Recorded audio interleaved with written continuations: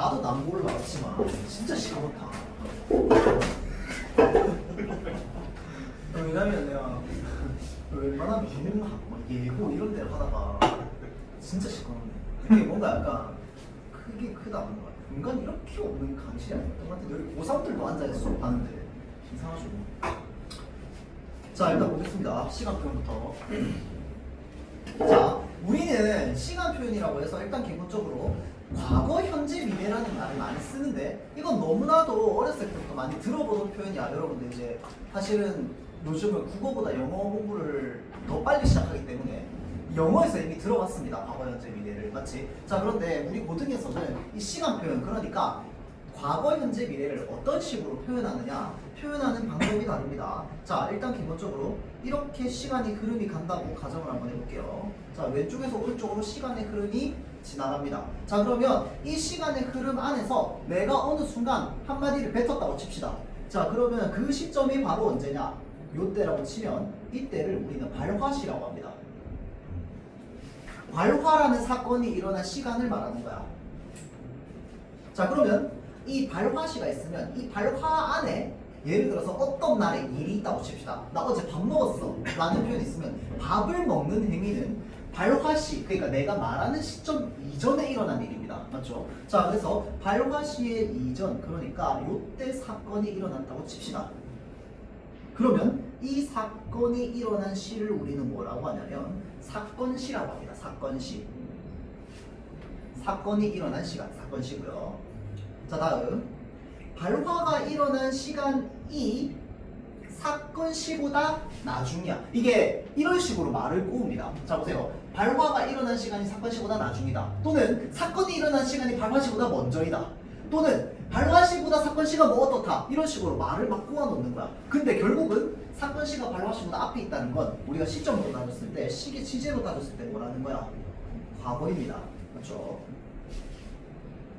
자, 그러면 발화시가 일어나는 시점에 딱 사건이 동일해. 그러면 뭐겠어? 당연히 현재겠지. 발화시 나중에 사건이 일어난다면 그게 바로 뭐야? 미래가 되겠죠. 그러니까 각각의 하나 사건마다 정확하게 말하면 이 표현의 가지수가 두 가지가 생기는 거야. 하나는 뭔데? 사건시가 발화시보다 먼저이다라는 표현. 그 다음에 발화시가 사건시보다 나중이라는 표현. 둘 다 똑같은 의미잖아. 그치? 그런데 한 문장 안에 여러 개의 시제 표현이 있다고 치면은 얘네들이 짬뽕이 되겠지. 맞죠? 그런 식으로 선지에서 문장을 모아놨습니다. 그래서 내가 문장을 읽다 보면 갑자기 눈이 획가닥 도는 수가 있어요. 그래서 읽는데 이거 과거인 것 같은데 체크했는데 나중에 읽어보니까 이거 미래였던 거야. 사건시 발화시 나중 먼저를 체크를 못해서 뭔 말인지 알겠지? 그래서 자기 나름대로 막 화살표 이런 거 표시해도 좋습니다. 알겠지? 아니면 그런 표현 나오는 순간 바로 미래, 과거 그냥 적어놓으세요. 근데 실제로 물어보는 게 그게 아니고 물어보는 건 딴 거야. 물어보는 건 딴 건데 거기서 실수하는 거야. 그런 것들이 많습니다. 왜냐하면 우리가 문법 요소를 지금부터 해가지고 시험 칠 때까지 계속 반복적으로 하면 자연스럽게 이 문법이 우리 몸에 배어 있어. 그러면 이 문법 개념 가지고 틀리는 경우가 잘 없습니다. 이번에 여러분들 그 의문 같은 경우에도 물론 이번에 의문이 너무 쉽게 나와서 문제긴 했지만 다른 학교의 의문이나 이런 것도 보면은 처음에는 솔직히 말해서 말도 안 되게 어려웠어. 의문이라고 하는 게 생각해보면. 왜냐면 너무 종류가 많았단 말이야. 이거 어느 세월에 다 배우시 했는데 계속 반복적으로 보고 하다 보니까 내 머릿속에 그냥 자연스럽게 표가 그려지고 자음표, 모음표를 바탕으로 어떤 변동이 어떻게 일어나는지 순서까지 나중에는 다 이해가 된단 말이야. 근데 그럼 문제 왜 틀리는데? 아는데 틀리는 거야. 맞죠? 자, 그래서 일단 기본적으로 선지 안에서 어떤 식으로 표현되는가 요거에 대한 그 대비가 되어 있어야 됩니다. 그걸 뭐 내가 글을 더 열심히 읽는다고 해서 바뀌고 이런 건 아니겠지만. 자, 그 다음 이 이제 시제 표현은요, 일단 크게 우리는 세 가지의 표현으로 나타난다라고 보면 됩니다. 자, 그래서 일단 첫 번째는 뭐냐면요, 선, 어말, 엄이라는 게 있습니다. 그 다음 두 번째는요, 관형, 사형, 전성, 어미입니다. 말이 너무 길어서 전성 빼고 보통 관형, 사형, 엄이라고 적기도 합니다. 자, 그 다음 마지막으로는 시간 부사어야. 자, 그럼 우리가 알아야 되는 건 시간 부사어가 어느 시제인지 모르는 사람은 없을 거 아니야. 내일이 무슨 시제인지 모르는 사람 있습니까? 없습니다. 1시간 전, 1시간 뒤, 그 다음에 2주 전, 2주 후 뭔지 압니다. 맞죠? 그게 다 시간 부사야. 그럼 시간 부사는 제껴. 자, 제끼고 나머지 두 개 남습니다. 선, 어말, 어미. 자, 선, 어말, 어미 일단 기본적으로 우리 잠깐 지난 시간에 보긴 했는데 자, 다시 한번 보면요. 예를 들어서 달리다라고 하는 동사가 있을 때 우리는 여기를 어간과 어미로 나눠줄 수 있습니다. 맞죠? 알면 안 적어도 돼요. 자, 어간과 어미로 나눠주는데 문장의 마지막에 이렇게 오는 애를 종결어미라고 합니다. 맞죠? 종결어미는 이 어말 어미의 세 가지 종류 중에 하나거든요. 자, 그래서 이 어말 단어의 끝에 온다라고 해서 어말이라고 합니다. 어말 어미인데 이 어말 어미 앞에 온다라고 해서 먼저 선자를 붙여서 선어말 어미라고 합니다. 이 선어말 어미에 오는 두 가지가 바로 뭐냐면 높임 표현, 그 다음에 시간 표현입니다. 예를 들어서 높임 표현에서 시를 넣으면 달리시다라고 하면서 높임 표현이 됩니다. 자, 그 다음 달리었다를 붙이면 어떻게 돼요? 과거 표현이 됩니다. 달렸다가 되죠.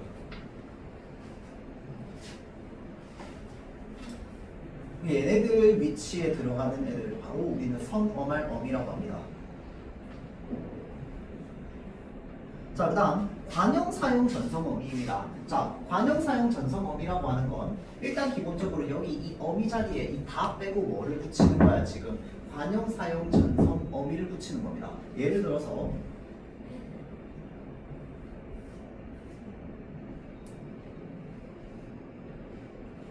내가 내일 달릴 장소가 여기야 라고 합시다. 자, 그러면 달릴이라고 해서 오면 다시 달릴 장소, 이게 조금 많이 이상하긴 한데 내가 내일 달릴 장소는 여기야 라고 하면 달릴이라고 하는 게 일단 기본적으로 관용어로서 장소를 꾸며주고 있습니다. 맞죠? 그리고 관용어로서 장소를 꾸며주는 것과 동시에 시제도 포함하고 있습니다. 어떤 시제입니까? 미래 시제죠. 난 아직 달린 상태가 아니야. 이제 달릴 거거든. 맞죠? 자, 그래서 달릴이라고 할 때 이 리을 있죠? 얘가 바로 뭐야? 미래의 의미를 나타내는 다시 미래의 의미를 나타내는 관형사용 전성어미가 되는 겁니다.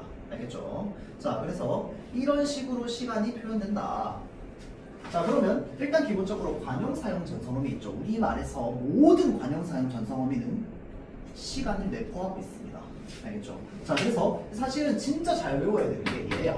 왜냐면 똑같은 표현이 형용사일 때는 현재인데 똑같은 표현이 동사일 때는 과거거든. 형용사랑 동사 어떻게 구분해야 된다고 했어? 현재 시제 선호말 어미인 는, 니은을 붙여봐야 된다고 했습니다. 맞죠? 그 이외에 다른 방법은 어떤 것도 허용하지 않아. 물론 다른 방법이 있어요. 있는데 예외가 너무 많다 보니까 뭐 예를 들어서 행복하자 이런 거 문법적으로 틀린 표현이잖아, 그치? 자, 그래서 왜 그런지는 그 영상 보면 나옵니다. 자, 그래서 이 우리가 보통 형용사에는 이제 명령형 어미나 그 의도를 나타내는 표현을 쓸 수 없기 때문에 청유형 어미를 쓸 수 없기 때문에 그런 식으로도 구분이 가능하긴 하지만 그렇게 했다가는 큰일 납니다. 왜? 건강해라. 문법상은 틀린 말이란 말이야. 무슨 말인지 알겠죠? 자, 그래서 반드시 얘가 동사인지 형용사인지를 무엇으로 판단해라? 니은을 넣어서 판단해라. 달리다야. 니은 넣으면 달린다가 됩니다. 맞죠? 말 돼요. 자, 예쁘다 형용사입니다. 맞지? 예쁘다에 니은 넣어서 예쁜다 말 됩니까? 안 됩니다. 그럼 얘는 뭐야? 형용사라는 거야. 무슨 말인지 알겠죠? 동사랑 형용사를 구분을 못하면 애초에 이거 자체가 불가능해집니다. 무슨 말인지 알겠지? 그런데 평소에 우리가 계속 공부를 하다 보면은 이거 할 때는 동사 형용사 막 엄청 열심히 외우거나 그래서 잘 안 돼요. 근데 엉뚱한 데서 틀려오는 경우도 있습니다. 근데 지난번에 한번 이야기를 했지만 작년에 만덕인가 거기서 이제 문제가 나왔는데 사실 다른 파트야. 문법의 다른 파트인데 뭐 막 여러 가지 이제 그 동사들이 이런 식으로 변형된다 라고 하는 문장인데 여러 가지 동사 한 4개 넣어놨는데 그 사이에 다르다 하나 넣어놨습니다. 다르다는 형용사거든요. 다른다가 말이 안 되니까. 맞죠? 전교생에 맞춘 사람 아무도 없다고 합니다. 그러니까 알고 맞춘 사람이 아무도 없대요. 맞춘 사람 나 찍어서 맞춘 사람이에요. 그러니까 동사 4개 사이에 다르다 하나 들어가 있는 거야. 그러면 이렇게 해놓고 이런 예식 해놓고 그 다음에 이런 동사들은 이런 식으로 변한다 라고 적어놓는 거야. 그러니까 보기 읽으면서 다 동사네 오케이 하고 넘어가는 거야. 그 사이에 들어가 있으니까. 뭔 말인지 알겠지? 그래서 느낌상으로 판단하면 안 되고요. 반드시 그냥 쉬워요. 는, 니은 넣어보면 돼. 근데 선생님, 근데 저는 는, 니은 넣어도 모르겠어요. 그러면 어쩔 수 없어. 책 읽어야지. 가서. 맞죠? 그건 어쩔 수 없고. 자, 봅시다. 과거 시제부터 볼게요. 자, 그래서 일단 첫 번째 선어말 어미, 관용사형 어미부터 보겠습니다. 선어말 어미는 쉬워요. 왜냐하면 우리가 일단 기본적으로 평소에 어느 시점의 표현이든 이런 식의 그 자음이 붙으면 이거는 살짝 과거의 느낌이나 미래의 느낌이나 이런 게 좀 오거든요. 이게 뭐냐면 이 쌍시옷 붙어 있으면 전부 다 과거 아니야, 따지고 보면. 맞지? 자, 그런데 그리고 업이라고 하는 선어말 어미가 있고요. 앗섭과 어섯이 있습니다. 그러니까 쉽게 말하면 갔다와 갔었다는 다릅니다. 맞죠? 갔다는 어떤 의미고 갔었다는 무슨 의미일까요? 갔다는 그냥 자기 아이 가고 갔다는 갔다고. 오, 거의 90%를 차입니다. 자, 이게 뭐냐면요. 갔다는 갔어. 그리고 그 뒤에 상태는 계속 가 있는 상태야. 그러니까 그 한 행위가 과거에 했는데 지금까지 계속 지속되는 겁니다. 그게 간 겁니다. 갔다야. 그러면 갔었다는 뭐냐면요. 간 건 맞는데 그 뒤는 몰라. 거의 대부분 간 상태가 이제 끝난 경우가 많겠지. 그럴 때 갔었다가 됩니다. 그래서 우리가 나 어릴 때 전학을 갔어 라고 하면은 전학을 그 길로 간 거야. 그 상태로 계속 쭉 있었던 거야. 그런데 나 어렸을 때 전학을 갔었어 라고 하면 뭐냐면 지금은 그때 거기 안 사는데 갔었던 경험이 있는 거야. 무슨 말인지 알겠죠? 그러니까 상태의 지속이 단절되면 그거는 갔었다야. 맞죠? 근데 계속 그 간 상태, 그 행위에 과거에 했던 그 행위가 계속 지속이 되면 갔다입니다. 알겠죠? 자, 그래서 단절에 따라서 달라져요. 단절 표시되어 있어요. 그 다음에 더 있습니다.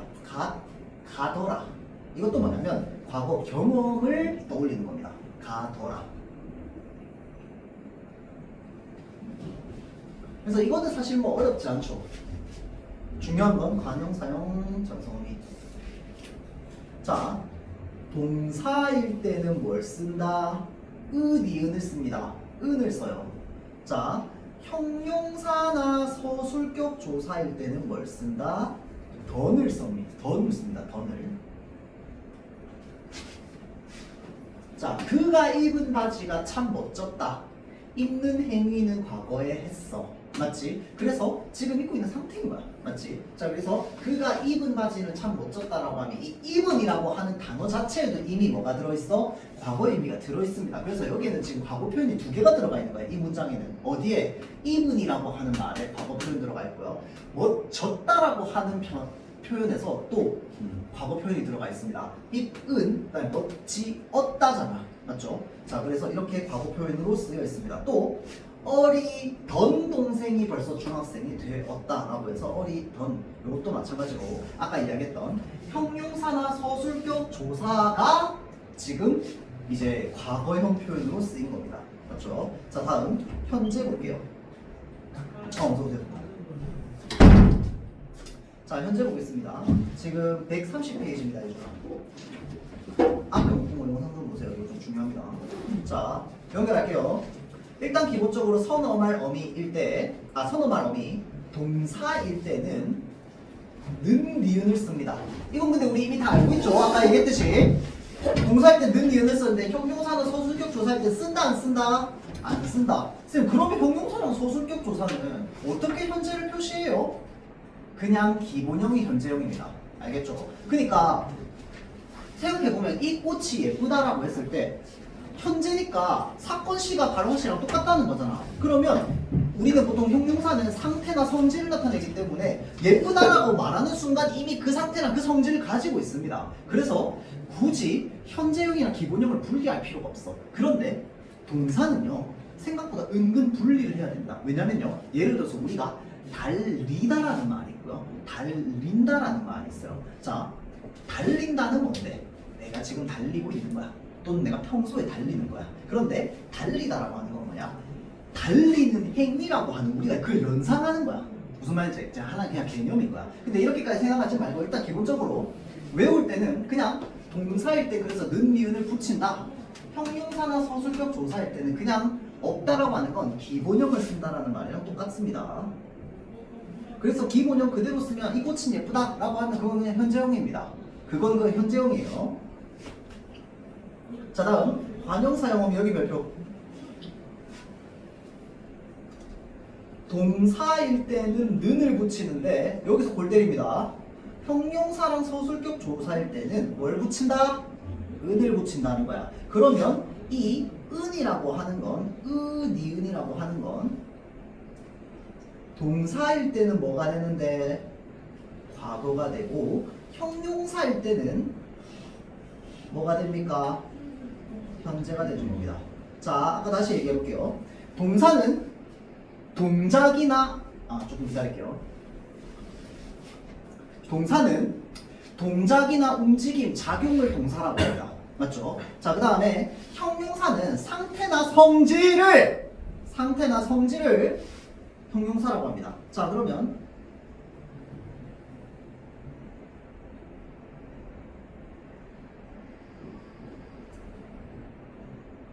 자, 이것이 이제 뭡니까? 딱 봤을 때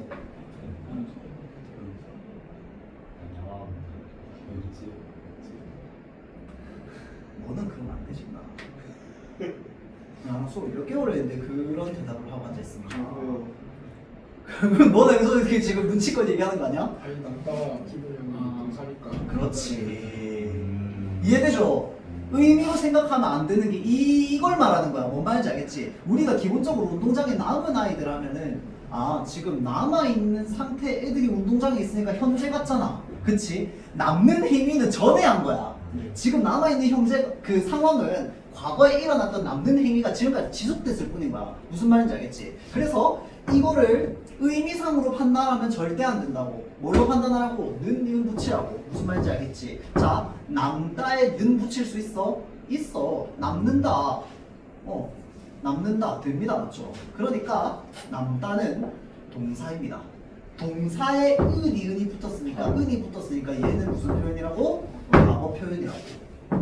알겠죠? 운동장에 남은 아이들이고 과거입니다. 알겠지? 자, 그래서 요거를 좀 잘 생각을 하세요. 그렇기 때문에 내가 계속 이제 반복해서 얘기하는 이거 앞으로도 계속 할 거야. 왜냐면 혹시나 까먹을 수도 있기 때문에. 그럼 당연히 예쁜 꽃이 있다 할 때 예쁜 꽃은 당연히 뭐겠어? 왜 바로 그 다음에 안 나와? 현재죠. 왜? 예쁘다는 형용사니까. 맞죠? 자, 그래서 우리가 이런 관형어 있지. 그러니까 원래 서술어의 역할을 할 수 있는 동사나 형용사가 관형어가 되잖아. 무조건 시제가 포함되어 있습니다. 무슨 말인지 알겠죠? 왜냐면 아까 이야기했듯이 원래 동사나 형용사가 관형어의 역할을 하려면 반드시 뭐가 있어야 돼? 관형사형 어미가 붙어 있어야 되잖아. 그런데 관형사형 어미는 반드시 무엇을 포함한다고? 시간을 포함한다고. 무슨 말인지 알겠죠? 그러면 얘를 과거로 표현하면 어떻게 해야 되는데? 던이니까 예뻤더라 반드시! 예쁘다. 그렇지, 예쁘던 꽃이라고 해야죠. 예쁘는 어간이잖아. 바꾸면 안 되죠. 자, 그래서 여기 나와 있습니다. 뛰는 모습을 보니 기분이 좋다. 뭡니까? 동사니까 현재 는. 자, 그 다음 맑은 하늘이라고 해서 막다는 형용사다. 그렇죠? 막는다 말 안 되잖아. 맞죠? 자, 그래서 얘는 형용사고요. 이응 붙어 있으니까 현재 형어입니다. 알겠죠? 얘네들이 진짜 골 때립니다. 평소에 생각을 안 하잖아요. 애초에 그냥 우리가 이거를 판단하기 전에 뭐부터 해야 되냐면요. 그러니까 예를 들어서 성지가 이렇게 나온다고 치잖아요.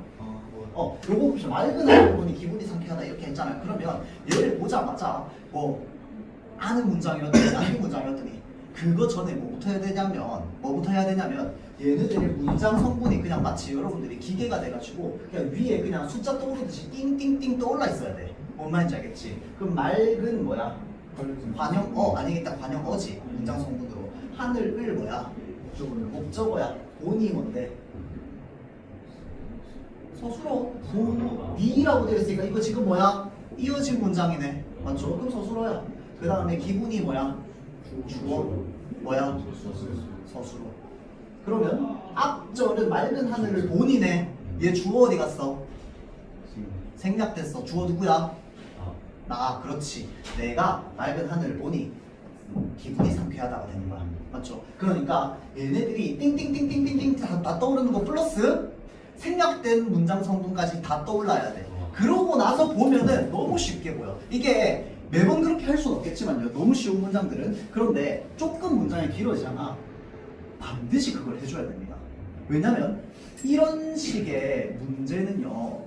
생각보다 되게 많이 나와요. 특히나 수능이나 이런 데서도 많이 나와. 이번에 잠깐 이제 좀 멈추자면 요거 하고 내가 이번에 5월달에 이번에 고3 애들 저기 뭐냐 문장 성분 이거 고3 5월 모의고사거든요.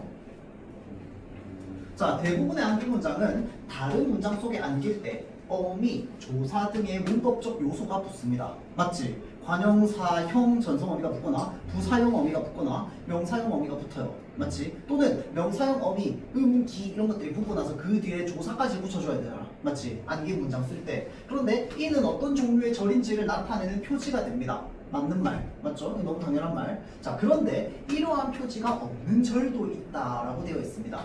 이게 뭐냐면 서술절 얘기하는 겁니다. 서술절은 뒤에 뭐 안 붙잖아, 그치? 그대로잖아. 원래 걔가. 그러다 보니까 얘는 서술절을 말하는데 문제는 그럼 여기서 서술절을 찾아야 돼. 우리 보통 서술절 찾을 때 중학생 때 제일 쉽게 하는 방법이 뭡니까? 예를 들어서 코끼리가 코가 길다 라고 하면은 얘 주어 서술어네. 서술어 하나 어디 갔어? 얘네 묶어가지고 서술절 중학생 때 이렇게 했잖아. 맞지? 이제 너무 간단한 거야. 자, 볼게요. 주주서의 구조는 어쩔 수 없이 생길 수밖에 없잖아. 필연적으로. 왜냐면 서술절은 서술어가 하나가 겉으로 부족해 보여야 되니까. 자, 2번 선지 볼게요. 이 방이 저 방보다 바람이 더 잘 통한다. 봅시다. 보는 순간 뭐 해야 된다고? 다 떠올라야지 답 찾을 수 있어요. 이 뭔데? 대명사요. 이 그럼 품사고 이가 지금 방을 꾸미고 있잖아. 얘 뭐야? 대명사도 아니지. 얘 지시관형사잖아. 이 사람아. 지시관형사. 그러니까 얘 뭐야 당연히? 그렇지. 관형어죠. 방이 뭐야? 주어. 저 뭡니까? 방 가리키고 있네. 그렇지. 관형어. 방보다입니다. 뭐뭐보다 빠르다. 보다 그렇지. 부사어야. 누가 얘기했어? 오케이. 인정. 기본기 있다. 자, 다음 바람 이 뭔데? 주어야. 이가에 해당하는 조사는 주격조사랑 목격조사밖에 없잖아. 그런데 보어는 되다 아니다 할 때만 필요하니까 되다 아니다 없어. 그럼 당연히 얘 뭐겠어? 주격조사. 그럼 얘 주어야. 다음 더 뭔데? 당연히 부사어. 그 다음에 잘 뭔데? 부사어. 통한다 뭐야? 서술어. 자, 그러면 부속성분 다 빼볼게요. 관형어 빼고 관형어 빼고 부사어 빼고 쭉 해서 부사 다 빼. 그러면 뭐 남아? 주주서 남아. 그 서술절이야. 이해돼요? 그러면 여기서부터 여기까지가 서술절인 거야. 뭔 말인지 알겠지? 못 찾았어요, 애들. 엄청 많이 틀렸어 이번에. 그러니까 일단 여기서 내가 말하고자 하는 게 뭐냐면요. 이거를 막 너네가 무슨 절인지 알아라! 라고 얘기를 하는 게 아니고요. 기본기를 얘기하는 겁니다. 사실 이거 고3들은 잘 못 찾았는데 중3 보고 찾으라고 하면 이거 시험 앞두고 있는 중3 보고 찾으라고 했으면 더 잘 찾았을걸? 중3 애들 홈문장 엄청 열심히 찾는 거 알죠? 야, 너네 당연히 다 그렇게 했잖아. 맞지? 이게 뭐냐면 기본기입니다. 기본기. 뭔 말인지 알겠죠? 자, 다시 본론으로 돌아올게요. 자, 미래시에 봅시다. 미래시는 표현 자체는 별거 없습니다. 선어말 어미 뭐뭐 겟. 근데 얘기에 겟의 별표 하나 치겠습니다. 자, 우리 영어 배울 때 영어 겟의 뜻 되게 많은 거 알고 있죠? 우리말 겟에도 뜻 되게 많습니다. 보겠습니다. 자, 선어말 어미 겟 있는데요. 얘가요, 미래의 의미를 나타내는 겟. 그러니까 내일 남해 안에 비가 내리겠습니다 라고 하면 이게 뭐야? 바로 미래 시제잖아. 그치? 난 내일부터 공부하겠다. 미래 시제잖아. 맞죠? 그런데 이 get이라는 표현이요, 세 가지 의미로도 쓰입니다. 첫 번째는 추측. 하늘을 보니 내일 비가 내리겠다 라고 하면 이거는 하늘을 보고 내가 추측한 겁니다. 맞죠? 자, 다음 의지. 나는 내일부터 공부하겠다. 맞죠? 의지입니다. 자, 다음 세 번째는 뭐냐면요, 가능성입니다. 야, 그 정도는 3살배기 어린애도 하겠다 라고 할 때 이건 가능성이라고 합니다. 자, 그래서 사실은 이 추측과 가능성이 좀 헷갈려요. 알겠지? 그래서 일단은 요거는 알아만 두세요. 학교에서 안 다루면 안 하면 되고요, 다루면 하면 됩니다. 근데 웬만하면 다루긴 할 것 같아. 자, 다음 다시 리. 성어말 어미 리도 있습니다. 내일부터 공부하리라. 맞죠? 자, 다음 관형사형 어미 의리을. 보통 이제 관형사형 어미에 리을부터 있으면 이거 대부분 다 이제 미래 의미죠. 자, 근데 그 저기 뭐냐, 관형사형 어미 리을 뒤에는 그래도 좀 잘 기억나지 않나요? 우리 된소리 대기 할 때, 된소리 대기 할 때 많이 했죠. 갈 길. 벌써 까먹은 것 같은 눈빛인데, 갈 길. 맞죠? 자, 그래서 뭐 갈 길, 할 일, 이런 애들 전부 미래 표현입니다. 그렇죠? 그래서 우리 보통 관형사형 전성어미 하면 요거 이제 많이 좀 떠올립니다. 내가 읽은 책, 읽던 책, 둘 다 과거죠. 그 다음에 읽는 책 뭡니까? 현재. 읽을 책 하면 뭡니까? 미래가 되죠. 맞죠? 자, 그래서 읽다는 동사니까. 자, 여기까지가 이제 시제 표현입니다. 자, 다음 동작상. 자, 아까 발화시표 다시 한번 그려보면요. 자, 이 시점을 우리가 발화시라고 칩시다. 자, 참고로 우리는 그 영어 배울 때는 보통 시간, 그 시제 표현이랑 그 다음에 그 완료 표현, 그 다음에 그 진행 표현을 보통 연결해서 같이 배우잖아요. 그쵸? 근데 여기서는 우리가 분명히 배우기는 같이 배우긴 한데 개념 자체가 따로입니다. 무슨 말인지 알겠지? 그래서 동작상 따로 표현할 수 있고 시제 따로 표현할 수 있습니다. 무슨 말인지 알겠죠? 자, 다시 볼게요. 발화시인데 사건이 처음에 좀 시작해가지고 과거에 시작해서 어느 시점, 지금 말하는 시점 이전의 어느 과거 시점 중에서 끝났어. 사건이 과거에 시작해서 과거에 끝났어. 그러면 우리가 보통 이 표현을 뭐라고 합니까? 완료라고 하죠. 그런데 사건이 과거부터 시작해가지고 현재 발화하는 시점을 지나쳐서 계속 진행 중이야. 이걸 우리 뭐라고 합니까? 진행상이라고 합니다. 정신 차려, 연수야. 그 다음 동작상 볼게요. 그래서 얘네는 표현만 어느 정도 외워두면 돼요. 그런데 얘네 좀 헷갈리는 게 이겁니다. 이거 있다.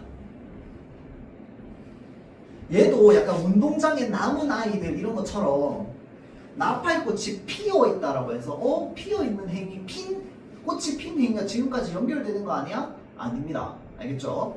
꽃이 피는 행위는 전에 끝났고 그 상태가 그냥 지속만 되고 있는 거야. 뭔 말인지 알겠죠? 피는 행위는 전에 끝났어. 그래서 나팔꽃이 피어있다 있죠? 있다. 얘네 완료 표현입니다. 완료 표현.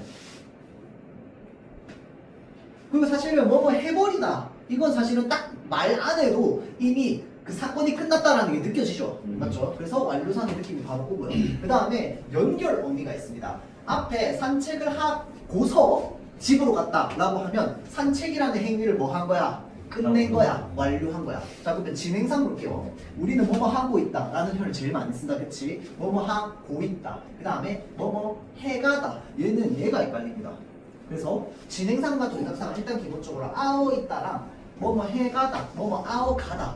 얘네들이 가다는 그 진행상, 그 다음에 있다는 완료상. 얘네들을 좀 잘 기억해줘야 돼요. 그 다음 하면서도 있습니다. 음악을 들으면서 청소를 한다라고 하면 음악 듣는 행위 끝났어? 안 끝났어? 안 끝났어. 음악 듣는 행위를 하면서 청소를 하고 있는 겁니다. 맞죠? 진행상입니다.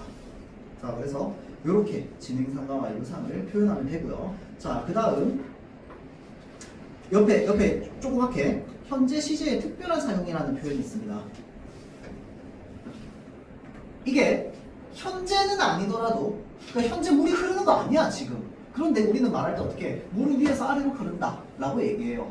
이게 뭐냐면 보편적인 사실 또는 진리 있죠. 이런 거는 우리 그냥 그 현재형 표현으로 얘기합니다. 지금 물이 안 떨어지고 있더라도 무슨 말인지 알겠죠? 보편적인 사실이나 진리 또는 나는 내일 제주도에 간다. 절대 시제, 이게 우리가 이걸 절대 시제라고 하는데 전체 시제는 내일입니다. 맞죠? 그런데 내일 간다라고 하면서 얘를 현재형 표현으로 썼어. 왜 이렇게 쓸 수 있느냐? 확신. 사고는 어떻게 했어요? 그럼 비극이지. 그러니까 이게 제일 슬픈 거 아니야? 야, 우리 내일 수학여행 간다 하고 못 가. 그래서 힘든 거야. 왜? 현재형으로 표현했는데 못 가니까. 맞죠? 자, 다시 이것도 있는데 우리가 과거 표현으로도 미래를 나타낼 수 있습니다. 넌 이제 좀 이따 나한테 죽었다. 그딴 식으로 말아. 죽었다는 게 지금 내가 얘를 죽인 거야? 아니야. 좀 이따 죽일 거라는 거야. 맞죠? 맞지? 네. 너 이제 좀 이따 죽었다 라고 하잖아. 그치? 넌 나중에 죽는 거야 나한테. 맞죠? 자, 그래서 이것도 마찬가지로 확실한 거 있죠? 확신을 가지고 얘기하는 표현에서 과거도 미래로 나타낼 수 있습니다.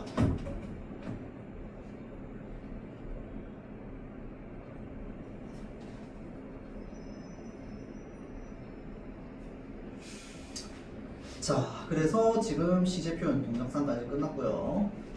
뒤에 문제 있는데요. 이거 문제 풀어보고 뒤에 덕지까지 있으니까 질문거리나 이런 것들이 있으면은 이제 바로바로 질문할 수 있도록 합니다. 특히나 지금 이제 요때 시험 기간이 아니기 때문에 원장쌤한테 이거 사진 찍어가지고 바로 물어보는 질문에도 바로바로 답해야 됩니다. 지금은 이제 뭐 밀려있는 게 없기 때문에 시험 기간 때문에 조금 밀리죠. 그래서 이럴 때 최대한 좀 활용해가지고 학원을 활용해가지고 공부를 좀 할 수 있도록 합니다. 이거 잘 갖춰놓으면 고3까지 갑니다. 고3까지. 알겠죠? 아까 문장 성분 봤지? 쟤네 서술줄 몰라서 틀리는 거 아니에요. 고3이 어떻게 몰라. 그거 얼마나 연습했는데. 심지어 여러분들은 그 선택 과목이 없잖아. 국어가. 맞지? 근데 얘네들은 선택 과목이라서 그냥 문법 귀신들이거든. 왜냐면 다 고인물들이야. 문법 선택 과목 해가지고 언어와 매체만 드립다 하기 때문에. 그래서 그냥 진짜 거의 그냥 국립국어원 수준의 애들도 있는데 그런 애들도 실수한단 말이야. 무슨 말인지 알겠지? 그래서 문제 자체가 그렇게 되어 있기 때문에 기본기가 진짜 중요하다. 자, 다시 볼게요. 피동이랑 사동. 아, 요거는 그냥 별표 5개.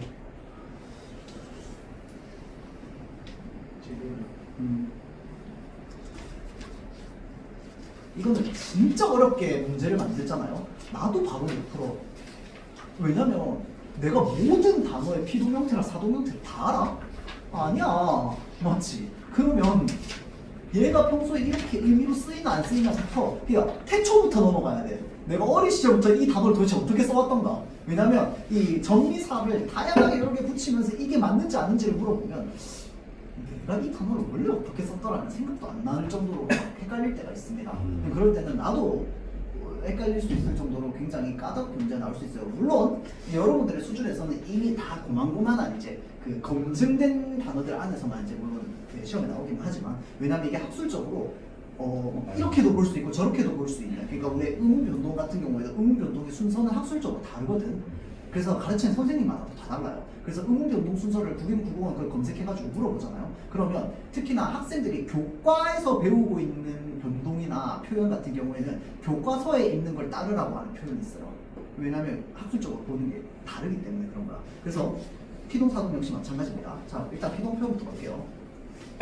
우리가 보통 피동이라고 하는 건 영어에서 수동태죠. 그러니까 어떤 동작이 있을 때 그 동작을 내가 주체적으로 하는 게 아니라 내가 당하는 걸 말하는 겁니다. 맞죠? 자, 그래서 주어가 동작을 제 힘으로 하는 거를 능동이라고 하고요. 주어가 다른 주체에 의해서 동작을 당하는 것을 피동이라고 합니다. 그래서 우리는요, 능동문에 쓰이는 동사를 능동사라고 합니다. 자, 다음 피동문에 쓰이는 동사를 원래는 기본형이 피다니까 피동사라고 합니다. 알겠죠? 자, 그래서 일단 기본적으로 이 피동 표현의 종류부터 살펴보면 조금 어려운 말로는 파생적 비동문, 그 다음에 통사적 피동문으로 나뉩니다. 자, 그래서 우리가 지지난주에 파생어를 한번 배웠는데요. 파생적이다 라고 하면 파생머시기가 붙어 있으면 일단 기본적으로 뭐가 붙는 거냐 라고 하면 접사가 붙는 겁니다. 그래서 접사 중에 전미사가 붙는 거야. 그래서 자, 피동 전미사가 붙은 형태로 피동문이 나타나지면 그거를 우리는 파생적 피동문이라고 하고요. 그게 짧은 형태로 나타난다고 해서 단형 피동문이라고도 합니다. 그래서 두 가지가 있습니다. 일단 첫 번째는 어근, 동사의 어근 플러스 피동 전미사가 붙습니다. 이 피동 전미사는 개수가 총 4개입니다. 이희리기 외워야 됩니다. 근데 자연스럽게 외우시게 돼요. 이희리기 중요합니다. 이거 이희리기. 자, 그래서 원래 원형이 뭡니까? 뽑다입니다. 맞죠? 그런데 여기에 히를 붙였더니 뽑히다가 됩니다. 맞죠? 그러면 뽑는 행위를 하면은 이건 능동사. 내가 뽑는 행위를 당하면 뽑히다잖아. 그치? 그거를 피동사라고 하겠죠. 자, 그래서 이렇게 이희리기가 오는데 그러면 그 되게 예리한 질문했던 이제 학생들 중에 어떤 보통 어간 뒤에 붙겠죠. 어떤 어간에 어떤 정비사가 붙는지를 혹시 종류를 다 알 수 있어요? 뭐 알려면 알 수 있겠지. 그런데 보통 이것까지 막 공부하고 외우거나 그러진 않습니다. 왜냐면 우린 한국 사람이에요. 그래서 뽑리다, 뽑기다, 뽑기다는 제외. 얘는 사동으로 쓸 수 있기 때문에. 자, 뽑리다라는 말은 우리가 쓰지 않잖아. 그치? 자, 그런데 선생님 저는 뽑이다랑 뽑히다 중에 모르겠어요. 어쩔 수 없어. 이것도 마찬가지로. 그럼 공부 다시 해야지. 맞지? 책 읽어야 됩니다. 이러면. 자, 그래서 일단 기본적으로 우리는 한국 사람이기 때문에 뽑다에 이 대신에 히, 리 대신에 히가 들어간다는 건 알고 있습니다. 맞죠? 자, 다음 명사 플러스 피동전미사를 붙여가지고 얘를 붙이는 거야. 뭐뭐 되다, 발견되다, 사용되다 이런 것들 있죠. 자, 그래서 원래 명사인 애들 뒤에 피동전미사를 붙여가지고 동사로 만드는 거죠. 전미사는 품사를 바꿔줄 수 있다, 그치?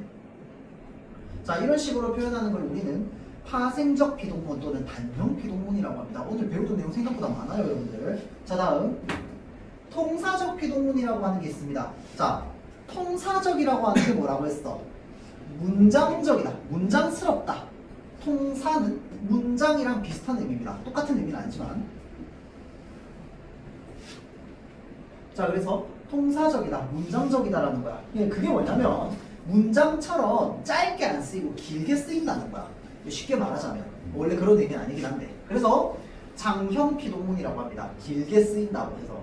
그래서 용언의 어감 플러스 아어지다 그 다음에 뭐하 개되다를 씁니다.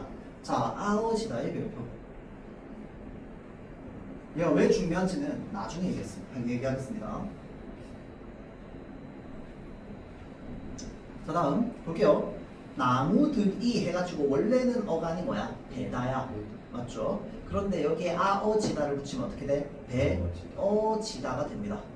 맞죠? 자, 그래서 많은 나무들이 베어졌다, 베어지다 라고 해서 피동 형태를 나타낼 수 있습니다. 그래서 지금 피동정미사 이희리기가 쓰여있는 얘네들을 이희리기를 빼버리고 아어지다를 넣게 되면은 말이 대부분 성립합니다.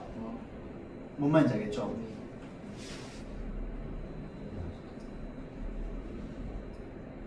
원래 베이다잖아. 맞죠? 만약에 이 이희리기를 쓴다면. 맞죠? 자, 그런데 얘를 어지다로 쓰는 거야. 그래서 거의 대부분, 아닌 애들도 있어요. 근데 거의 대부분 이제 왔다 갔다가 가능합니다. 전미사 대신에 아어지다를 넣는다거나. 자, 다음 그는 결국 직장을 잃게 되었다. 뭐뭐 개되다, 아어지다, 개되다. 자, 얘네를 막 열심히 외울 필요는 없습니다. 왜냐면 이 일이기는 자연스럽게 여러분 머릿속으로 들어와요. 그런데 얘네를 얘네로 바꿀 수 있냐 없냐가 나중에 굉장히 중요해집니다. 뭐뭐 개되다 또는 뭐뭐 아어지다로 바꿔서 얘가 피동의 의미로 쓰이고 있구나 라는 거를 파악할 수 있어야 돼. 왠지는 조금 이따 얘기할게요. 이해하려면 조금 이따 보면 바로 이해돼요. 자, 다음 능동문을 피동문으로 바꾸는 방법이 있습니다. 자, 이거 그냥 공식 같은 거예요. 쉽게 말하면 할머니가가 뭡니까? 문장 성분. 그렇죠, 주어. 손녀를 목적어. 안았다 서술어. 자, 그러면 주어가 당해야 되니까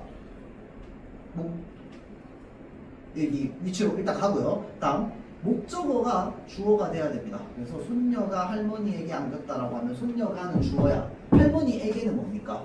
부사. 그렇죠, 부사어죠. 안겼다 서술어. 이게 바로바로 나오면 기분기가 좋은 거. 자, 그래서 이게 또 뭐냐면 우리가 이렇게 화살표 하면 너무 쉽잖아, 그치? 그래서 보통 이 문장이 엄청 길어져요. 예를 들어서 엄청 길어진 상태에서 뭘 물어보느냐? 이런 식으로 길게 물어봅니다. 능동문의 목적어가 피동문의 주어가 된 이런 식으로. 그래서 이 예를 들어서 이 문장이 안긴 문장이라고 생각해 보세요. 얘를 아는 문장은 더 길어. 예를 들어서 그러면 이 A 문장의 안긴 문장에는 능동문의 목적어가 피동문의 주어로 되는 표현이 있다. 이런 식으로 나옵니다. 무슨 말인지 알겠지? 그래서 얘네들의 의미가 무엇인지를 바로바로 파악할 수 있어야 돼. 능동문의 목적어가 피동문의 주어가 됐다. 그러면 뭐야? 여기서 여기로 간 걸 바로 떠올리는 거고, 능동문의 주어가 피동문의 부사어로 됐다. 여기서 여기로 떠올리는 거야. 무슨 말인지 알겠죠? 물론 이제 목적어의 목적격 조사와 부사어의 부사격 조사를 찾으면 쉽게 되죠. 늘과 에게를 찾으면. 자, 그래서 그런 것들. 자, 그 다음에 아까 쌤이 얘기했습니다. 피동 표현은요, 두 가지 형태로 표현이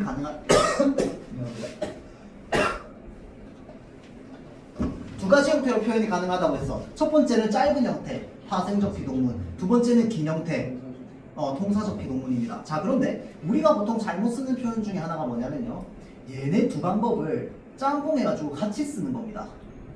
자, 원래 있다라고 하는 표현이 있다고 칩시다. 자, 그러면 얘를 전미사를 붙여서 피동으로 만들면 어떻게 만들어야 돼? 그렇죠, 이치다로 적어야 돼. 또는 아오지다를 넣으면 어떻게 해야 돼?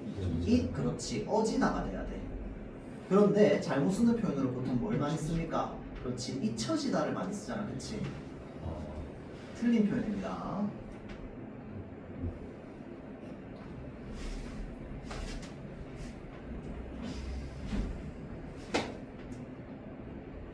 자, 그 다음 여기에 예시에 나와 있는 나뉘어진다를 표시를 할게요.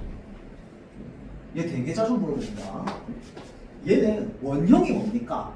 나누다. 그렇죠, 나누다죠. 맞죠? 그러면 나누에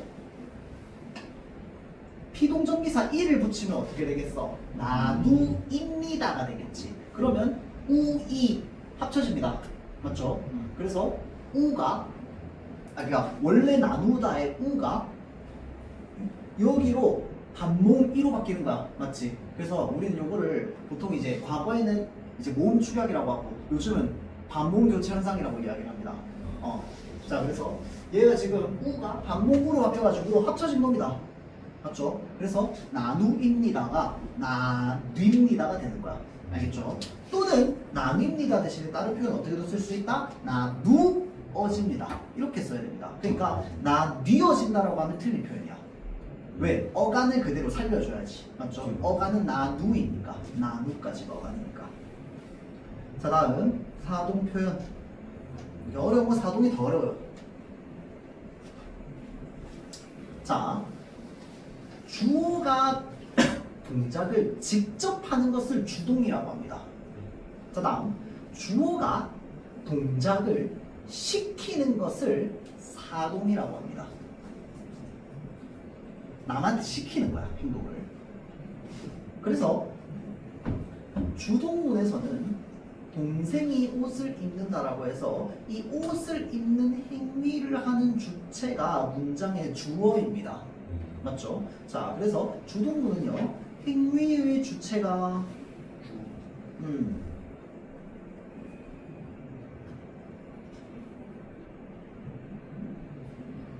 행위의 주체가 주어라면 사동문은요, 언어 어머니가 동생에게 옷을 입혔다라고 해서 동작을 시키는 주체가 주어입니다. 그러면 동작을 하는 주체는 이 문장에서 어떤 성분입니까? 동생에게 부사. 그렇죠. 애기니까 부사어지. 맞죠? 그런데 그러면 매번 부사어가 동작을 하나요? 그거 아닙니다.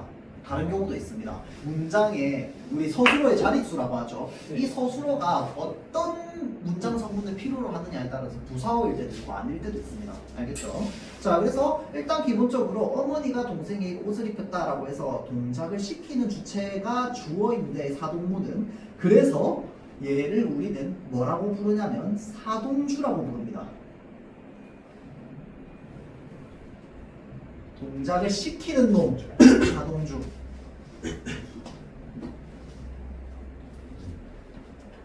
자, 그래서 형성 방법, 실현 방법 종류 보면요 똑같습니다. 피동이랑 똑같이 파생적 피동문, 통사적 피동문 있고요. 단형, 장형이 있습니다. 그래서 파생적 피동문에는요 일단 기본적으로 어근 플러스 사동전미사를 붙입니다. 그런데 이 사동전미사가 플러스 3개가 됩니다. 전체 이희리기 우구추라고 해서요 7개입니다. 이희리기 우구추. 이거는 여러분들 계속 반복적으로 하다 보면 어른 돼서도 기억날걸? 왜냐면 나는 아직도 이 이희리기 우구추를 가르쳐준 학원 국어 선생님의 이름과 얼굴과 안경 색깔까지 기억나요. 계속 하다 보니까 하도 해가지고 이희리기 우구추. 그때는 왜 심지어 또 그 왜 강압적으로 하는 암기식 교육이었잖아. 그래가지고 매들고 다니면서 이희리기 우구추, 이희리기 우구추.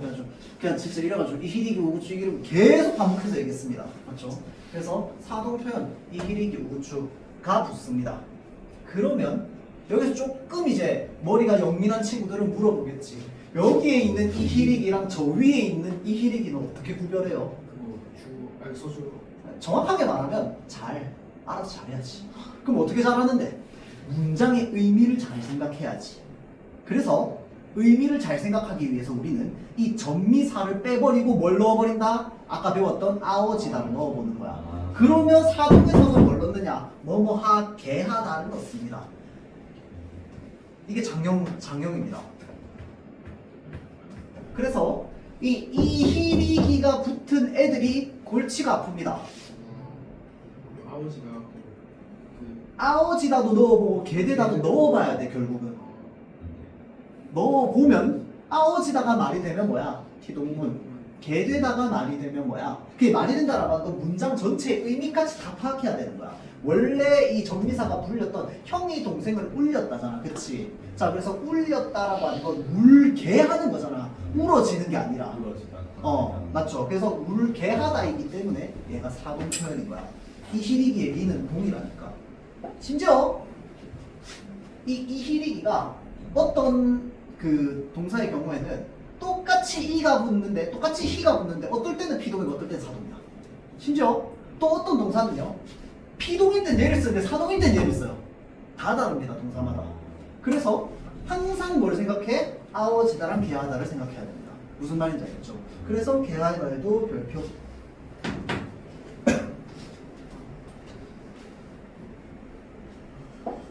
자, 다음 그 뭐뭐 되다, 명사 되다 해가지고 이제 피동문을 쓸 수 있듯이 사동문 같은 경우에는 명사 플러스 사동전미사이 뭐뭐 시키다가 가능합니다.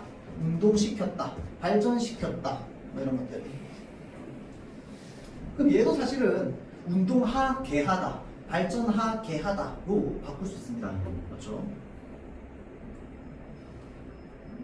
자, 그래서 아까랑 똑같습니다. 자, 주동문을 사동문으로 바꾸는 방법은요, 아까 선생님이 얘기했어요. 여러 가지 방법이 있다고 했잖아. 맞죠? 자, 그래서 크게 두 가지 형태를 보면요, 이 원래 주동문의 동사가 종류가 뭐냐에 따라서 조금 달라집니다. 자, 그래서 일단 기본적으로 주동문이 사동문으로 되잖아요. 그러면 뭐가 추가가 되냐면 연수야! 없던 인물이 하나가 추가가 됩니다. 맞죠? 자, 그래서 왜냐면 시키는 사람이 추가돼야 될 거 아니야. 그래서 얼음이 녹는다 라는 문장이 있으면 이거를 사동문으로 바꾸면 어떻게 해야 돼? 아이들이 얼음을 녹인 인다라고 해서 새로운 주어가 생겨납니다. 얘를 아까 뭐라고 한다고? 사동주라고 한다고. 알겠죠? 자, 그러면 원래 주동문의 주어가 뭐가 되었어 지금? 목적어가 되었습니다. 그리고 새로운 주어가 들어왔죠. 사동주. 그리고 얘는 이제 주동사가 사동사로 변하는 거죠. 자, 그런데 예를 들어서 서술어가 타동사인 경우, 그래서 요거 서술어가 자동사나 형용사인 경우 이렇게 됩니다. 이게 뭐냐면 원래 주동문에 목적어가 있느냐 없느냐에 따라서 달라지는 거야. 원래 주동문에 목적어가 없으면은 여기에 목적어가 하나 생겨난다 라고 생각하면 됩니다. 그런데 그럼 여기 원래 목적어가 있으면 어떻게 해야 돼요? 목적어는 그대로 갑니다. 그리고 원래 주어였던 애가 뭐가 돼? 부사어가 됩니다. 아까처럼. 그래서 서술어가 타동사인 경우라고 하는 건 주동문에 뭐가 있다? 목적어가 있다라는 말이랑 똑같은 말이다. 그쵸? 네. 자, 그래서 그가 편지를 읽었다가 어떻게 변하는데 할머니가 그에게 편지를 읽혔다입니다. 맞죠? 읽혔다.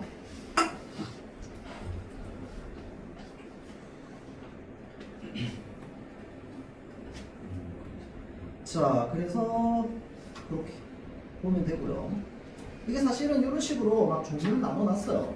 근데 얘네는 그냥 막 외운다기보다는 얘네는 그냥 내가 진짜 잘 모르겠다라고 하면은 그냥 소리 내서 다 피동사 사동사 읽어보면 됩니다. 내가 그냥 진짜 소리 내서 읽어보면 얘가 익숙해질 때까만 좀 보다 보면은 그냥 자연스럽게 됩니다. 그리고 피동사동은 어떻게 구분하라고? 얘네 보고 구분하는 게 아니라 아어지다랑 개 하나를 넣어서 구분하라고. 그렇죠? 자, 다음 능동문의 피동문입니다. 요거 헷갈리는 개념 잡기 여기 밑에 부분 볼게요. 능동문과 피동문의 대응이 항상 가능한 것은 아니라고 라고 되어 있는데 이게 뭐냐면 아까 우리 능동문을 피동문으로 바꾸는 걸로 했잖아. 그 연습해봤잖아. 그치? 뭐였지? 쥐가 사냥꾼한테 잡혔다였나? 맞죠? 네. 쥐가 사냥꾼에게 잡혔다. 또는 사냥꾼이 쥐를 잡았다. 자, 지금 능동, 피동문을 서로 바로바로 바꾸는 게 가능합니다. 그런데 어떤 피동문이 있어. 피동문이 있는데 얘를 능동문으로 바꾸려고 봤더니 대응하는 능동문이 없는 경우가 있습니다. 피동문만 가능한 경우가 있어요. 오늘 날씨가 풀렸다 라고 하면 풀리었다야. 맞죠? 네. 근데 원래 원형은 뭐야? 날씨가 풀렸다 할 때 아니지. 풀다시. 풀다. 그래. 네. 근데 날씨 누가 푸는데? 저도 뭔 소리야? 날씨 푸는 주체는 없습니다, 여러분들. 네. 맞죠? 우리가 종교가 따로 있고 그런 건 아니니까. 음. 맞지? 날씨 푸는 주체는 없어요. 자, 그렇기 때문에 날씨가 풀렸다는 누가 푸는지가 불분명하기 때문에 대응하는 능동문이 없습니다. 무슨 말인지 알겠죠? 다음, 나는 칭찬을 들었다라는 말이 있어요. 그런데 얘 피동문으로 바꾸면 어떻게 되는데? 칭찬이 나한테 들렸다? 말 됩니까? 안 되죠. 자, 이거 뭐냐면 대응하는 피동문이 없는 겁니다. 이거는 대응하는 능동문이 없는 거야. 그러니까 우리는 표현을 얘만 쓰잖아. 그치? 피동문이 기본이잖아. 그치? 그리고 대응하는 능동문이 없는 거야. 그리고 얘는 우리는 항상 능동으로만 쓰지 얘를 피동으로는 쓸 수 없는 거야. 무슨 말인지 알겠죠? 자, 다음 바로 위에 간접사동과 직접사동. 간접사동이나 직접사동 사실 이렇게 조그맣게 배울 게 아니긴 한데 우리는 이제 오늘 처음 배우는 거니까 어차피 이제 반복적으로 할 거고 학교에서 나오는 프린트 있으면 프린트 바탕으로 또 할 거야. 자, 그래서 일단 기본적으로 직접사동과 간접사동의 의미 차이부터 보면요. 직접사동은 뭐냐면 그냥 말 그대로 우리가 사동이라고 하는 게 행동을 시키는 거잖아. 그치? 그러니까 행동을 직접 이 사동주가 뭘 하는 거잖아. 그치? 그러니까 예를 들어서 우리가 사동문이라고 했을 때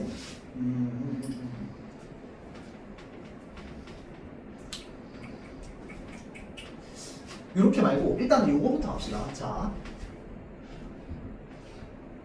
어머니가 동생에게 옷을 입혔다라고 되어 있다. 그치? 여기 예시에. 자, 그러면 얘는 일단 기본적으로 원형이 뭐야? 입히다입니다. 맞죠? 입히다. 원래 있다인데 네. 정비사가 붙었을 때 입히다가 되죠. 입히다. 이게 왜 얘기하냐면 우리가 사동정미사가 붙어서 얘를 사동사로 만들잖아. 사동정미사가 붙어서 얘를 사동사로 만들면 반드시 중의성이 발생합니다.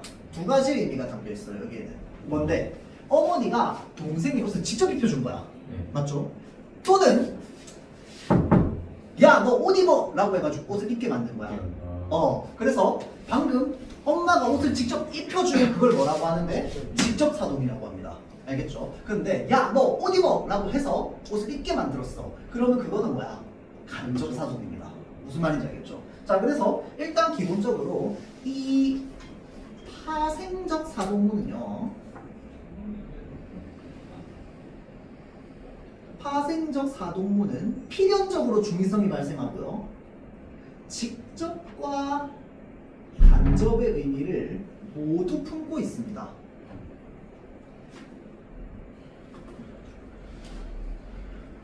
자, 그런데 우리가 그 통사적으로 표현하면 뭐뭐 개하나라고 했잖아, 그치? 어머니가 딸에게 옷을 입게 했다라고 하면은 반드시 간접만 남아 있습니다. 입게 한 건 뭐야? 직접 옷을 입혀준 거 아니야, 맞지? 옷을 입게 한 건 뭐야? 야, 옷 입어라고 해가지고 입으라고 막 입게 만든 겁니다, 맞죠? 자, 그래서 입게 했다라고 해서 요 통사적 사동은요, 반드시 간접의 의미만 들어있습니다.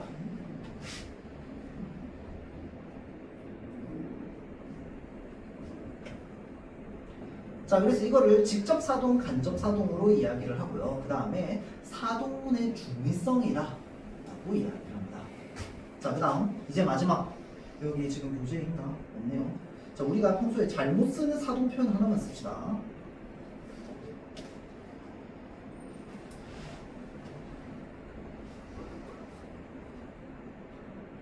자, 이건 뭐냐면요, 사동문을 안, 야! 자, 사동문으로 안 써도 되는데 사동문으로 쓸데없이 쓰는 문장이 있습니다. 연우, 내일 여자 여기서 소개시켜줄까? 라고 얘기를 했다 칩시다. 소개시키다랑 소개하다랑 의미가 다릅니까? 똑같아요. 소개시키다랑 소개해줄까 똑같잖아. 야, 내가 여자 소개해줄까랑 내가 여자 소개시켜줄까랑 우리가 평소에 쓸 때는 똑같은 의미로 쓰잖아, 그치? 그런데 사실은 잘못 쓰고 있기 때문에 똑같은 의미로 쓰는 거야. 소개시키다는 사실은 뭐야? 내가 얘한테 시켜서 얘한테 소개시켜줘라 라고 해야지 그게 소개시키다야. 맞지? 그런데 내가 얘한테 직접 소개해주는 건 소개하다입니다. 맞죠? 그래서 소개시키다 이런 말 있죠. 발표시키는 아니지, 근데 그거는 발표하게 하는 상황이 있을 수 있잖아. 맞죠? 또는 금지시키다. 그러니까 예를 들어서 내가 너한테 뭘 금지해. 그러면 그거는 금지시키는 게 아니라 금지하는 겁니다. 근데 야, 너 쟤 좀 금지시켜라 라고 하면 뭐야? 얘를 통해서 하는 거니까 금지시키는 게 되는 거야. 무슨 말인지 알겠지? 근데 우리가 보통 이게 삼각으로 가는 게 아니고 얘한테 금지하라고 하면서도 금지시킨다고 얘기하잖아. 소개해주면서도 소개시킨다라고 하잖아. 그치? 그러니까 모든 이 소개시키다랑 금지시키다라는 말 자체가 절대 쓸 수 없는 말이 아니라 우리가 평소에 잘못 쓰고 있는 표현으로 이렇게 쓰고 있다는 거야. 내가 이 사람한테 소개할 때는 소개하는 겁니다. 맞죠? 그럼 얘는 어떻게 구분하는데? 문장의 일단은 의미상으로 파악해야 돼. 그리고 문장의 의미로 봤을 때 얘를 사동을 빼버리고 소개하다라고 했는데 말이 돼. 똑같은 의미야. 그럼 얘는 사동으로 쓰면 안 됩니다. 맞죠? 그래서 우리는 이거를 잘못 쓰는 사동 표현이라고 되어 있는데 보통 교과서에 뭐라고 되어 있냐면 불필요한이라고 되어 있습니다. 불필요한 사동 표현. 소개시키다, 금지시키다. 보통 소개하다, 금지하다로 일상적으로 많이 써야죠. 그런데 다른 주어를 통해서 사동주가 얘기하는 거면 시키다를 쓸 수도 있겠지. 맞죠? 그래서 거기까지. 불쌍한 시간이 있었네. 부정표현까지 합시다. 자, 138페이지.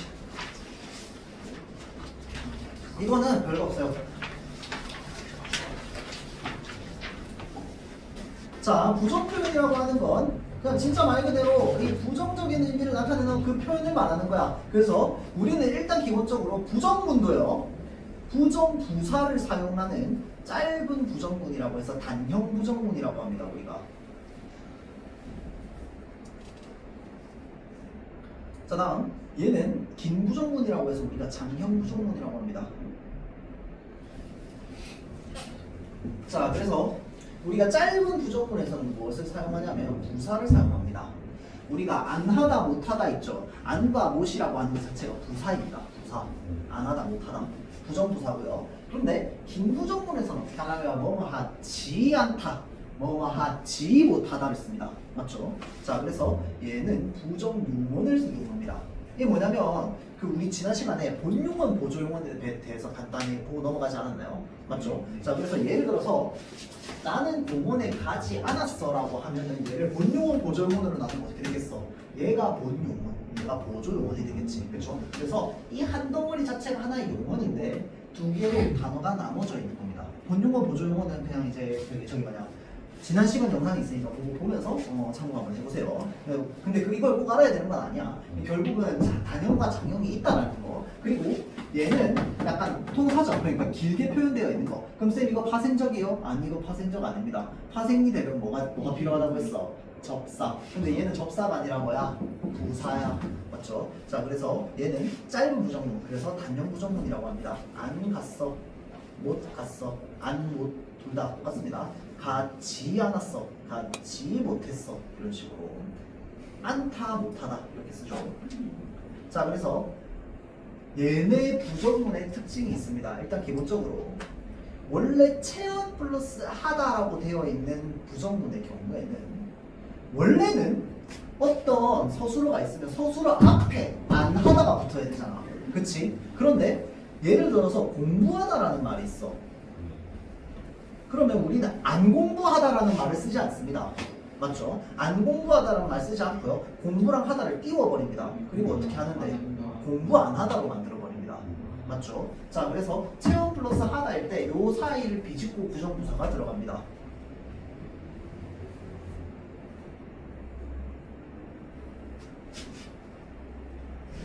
자 그 다음에 요거 밑에 일반적으로 하생어와 합생어 그리고 음절이 긴 서술어는 긴 부정문이 어울린다라고 하는데 이거는 뭐 외울 필요는 없고요. 그냥 우리가 한국 사람이라면 자연스럽게 이게 어울리는지 안 어울리는지는 다 압니다. 하늘이 안 어두침침하다 말씀할까? 그렇지 않지. 어두침침하지 않다라고 하죠. 맞죠? 그는 스승답지 않다를 그는 안 스승답다라고 합니까? 아니죠. 그래서 이거는 그냥 알고만 있으면 됩니다. 그래서 우리는 보통 조금 더 이제 부드러운 그 이제 문법상으로 맞는 문장을 쓸 때 짧은 부정문보다는 긴 부정문을 사용하는 경우도 많습니다. 특히나 이제 문어체에서는 이렇게 알고만 있으면 되고요. 자 그 다음에 안 부정문과 못 부정문의 의미입니다. 안과 못의 기본적인 의미 차이를 모르는 사람 잘 없죠, 맞죠? 자 그래서 이 안 부정문은 크게는 두 개입니다. 첫 번째는 뭐냐면 단순 부정이라고 해서요. 이 단순 부정은 그냥 진짜 말 그대로의 사실을 부정하는 겁니다. 지금 비가 안 내린다 라고 하는 건 이 비가 안 내리는 거에 누군가의 의지가 담겨 있어?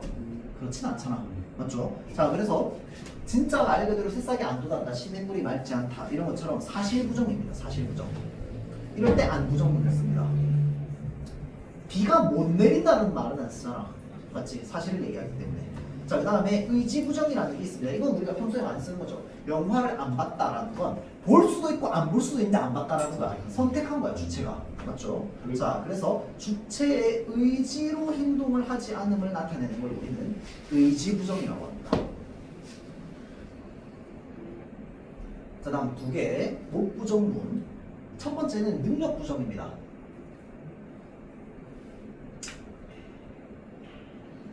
나는 이번에 랭킹 1등을 못 찍었어 라고 하면 뭐가 부족한 거야? 능력이 부족한 거야. 맞죠? 못 찍었습니다. 안 찍었어는 뭔데? 자만이. 할 수 있는데 안 찍은 거잖아. 맞죠? 못 찍은 건 뭐? 능력 부정입니다. 맞죠? 능력상 불가능한 거야.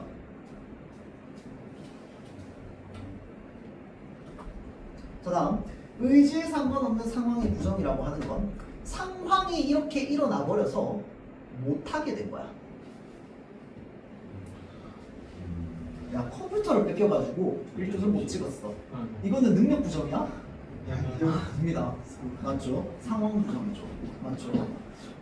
공감 능력이 뛰어나네. 바로 상황이 무슨 부정인지가 안 나오고 아이고가 나오는데. 맞죠? 이해되죠? 자, 그래서 외부의 상황이나 원인 때문에 불가능해지면 이거는 의지와 상관없는 상황에 대한 상황의 부정입니다. 상황에 의한 부정. 자, 그다음 안부정문과 목부정문의 어떤 제약이 있습니다. 요거까지는 사실 교과서에 잘 안 나오긴 하는데 그래도 알아두면 좋습니다. 자, 볼게요. 안부정문은 깨닫다, 견디다와 같이 내 의지랑은 상관없는 서술어들 있죠. 이런 애들한테는 안을 쓸 수 없습니다. 나는 안 깨달았어 가 아니라 못 깨달았어요. 못 깨달았다기보다는 우리는 깨닫지 못했다라고 얘기하죠. 깨닫지 못했다. 깨닫지 않은 게 아니고 깨닫지 못한 겁니다. 맞죠? 나는 견디지 않은 게 아니고 견디지 못한 겁니다. 뭔 말인지 알겠죠? 자, 그래서 보통 이제 이런 단어들은 내 의지나 의도가 작용할 수 없기 때문에 대체로 안보다는 못을 씁니다. 그 다음 못 부정문은 서술어가 형용사일 때 원칙적으로 못 씁니다. 네. 형용사일 때 못 부정문을 사용할 수 없습니다. 꽃이 안 예쁘다고 하지 못 예쁘다고 안 합니다. 맞죠? 이게 능력이 부족해서 못 예쁘다고 하면 너무 슬프잖아. 맞죠? 그냥 얘 예쁘지 않았다고 생각하세요 그냥. 맞죠? 자, 너무 비극이야 못 부정문을 쓰면. 맞죠? 자, 그래서 우리가 보통 상태나 성질에 못을 쓸 수는 없습니다. 그런데 긴 형태로 쓸 때 뭐뭐 하지 못하다라고 할 때는 어떤 의미로 나타내냐면 기대에 미치지 못함을 드러낼 때는 긴 부정문의 형태로 못하다를 쓸 수 있습니다. 그러니까 여기서 모래가 부드럽지 못하다라고 하는 건 부드럽지 않음을 얘기하는 게 아니고 부드러움의 정도가 내가 원한 만큼이 못 된다를 말하는 거야. 무슨 말인지 알겠죠? 자, 그래서 그렇게 기대에 못 미침을 드러낼 때 못 부정문의 긴 형태를 쓰고요. 그 다음에 말다 부정문, 이건 뭐 쉽습니다. 말다 부정문은 그냥 진짜 말 그대로 명령이나 청유문에서 쓰는 겁니다. 야, 뭐뭐 하지 마. 이게 말다 부정문입니다. 원래는 마가 말아잖아. 말아. 맞죠? 말다에다가 아가 붙은 거니까 아라고 하는 어미가 붙은 거죠. 그래서 뭐뭐 하지 말아가 되는데 그냥 뭐뭐 하지 마 라고 해서 뒤에 생략하고 쓰죠. 자, 그래서 말다, 말자 이런 것들 전부 말다 부정문입니다. 자, 다음. 자, 이제 거의 끝. 자, 봅시다. 부정문의 중의성이라고 하는 게 있습니다. 요거 보통 우리가 중학 교과서에서 다루는 경우도 있고 안 다루는 경우도 있는데 부정문이 만들어졌다라는 이유만으로 아까 사동문이랑 비슷하게 필연적으로 중의성이 발생합니다. 자, 볼게요. 나는 축구를 좋아하지 않아라는 말이 있으면은 마지막에 않다라고 하는 부정어가 나왔잖아. 그치? 그러면 이 부정어가 무엇을 부정하느냐에 따라서 의미는 달라집니다. 맞죠? 나는 축구를 좋아하지 않아가 이 않아가 나를 부정하면 뭐야? 나는 안 좋아하는데 딴 놈들은 좋아해 를 의미하는 거야. 맞지? 자, 근데 나는 축구를 좋아하지 않아 해서 축구를 부정하면 뭐야? 축구는 안 좋아하는데 딴 건 좋아해 가 되죠. 자, 다음. 나는 축구를 좋아하지 않아의 좋아를 부정하게 되면 난 그냥 축구가 싫은 거야. 뭔 말인지 알겠죠? 자, 그래서 무엇을 수식하는지에 따라서 기본적으로 중의성이 발생한다. 무엇을 부정하는지에 따라서. 그래서 보통 이런 범위를 정해주는 말들을 함께 쓰면 중의성이 좀 줄어듭니다. 근데 그것도 정확하게 써야죠. 정확하게 안 쓰면 어떻게 되느냐? 범위 플러스 보조사를 같이 쓰면 정확하게 이야기가 됩니다. 그런데 범위만 정해주면 이 범위 플러스 부정 표현이 또 중의성을 낳습니다. 자, 친구들이 다 안 왔어요는 또 두 가지 의미로 해석됩니다. 뭔데? 친구들이 전부 다 안 왔다라는 의미가 하나가 있고요. 또는 친구들이 오기는 왔는데 다는 오지 않았다라는 의미가 있습니다. 맞죠? 자, 그래서 다 대신에 전부를 쓰면 뭐야? 이게 되겠죠. 자, 그 다음에 다는이라고 해서 보조사를 붙이면은 이게 되겠지. 맞죠? 자, 그래서 이게 이제 부정문의 중의성을 해소하는 방식이죠. 네. 자, 여기까지 하고 잠깐 쉽시다. 잠깐 쉬는데 쉬는 시간 동안 혹시나 문제 풀을 거예요. 질문 거 있으면 질문해도 되고 잠깐 하고 5분에서 10분 사이로 좀 쉬었다가 진행할게요.